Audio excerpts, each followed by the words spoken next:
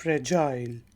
English के word fragile के क्या मीनिंग होते हैं और इस वर्ड को हम इंग्लिश में डिफरेंट सेंटेंसेस में कैसे यूज़ करते हैं सीखेंगे आज के आई फैक्टनर के लर्निंग वीडियो ट्यूटोरियल में।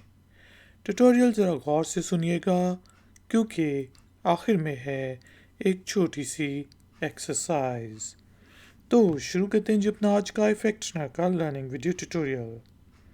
दोस्तों, इंग्लिश के वर्ड फ्रेजाइल जिसके स्पेलिंग होते हैं FRAGILE fragile.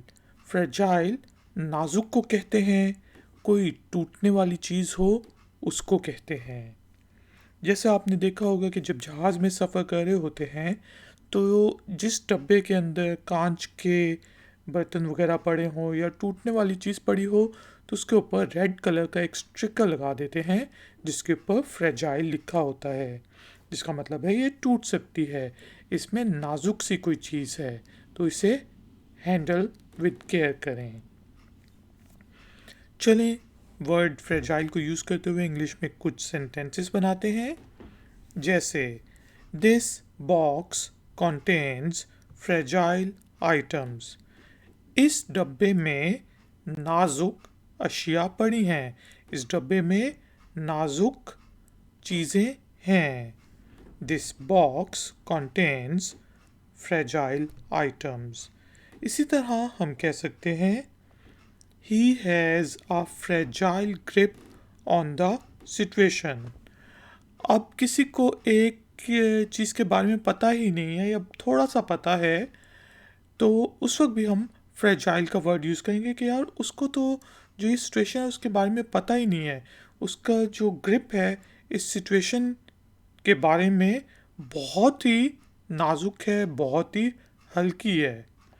He has a fragile grip on the situation.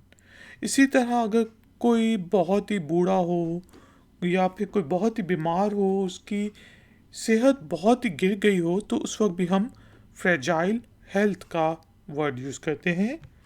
जिस तरह her fragile health didn't allow her to attend the ceremony, के वो शायद कोई शादी की सेरेमनी थी, कोई एनुअल मीटिंग थी, कुछ भी था, तो उस बारे में हम बात करें कि वो सेरेमनी को अटेंड नहीं कर सकी, उसमें शिरकत नहीं कर सकी। किस वजह से? उसकी नाजुक सेहत की वजह से।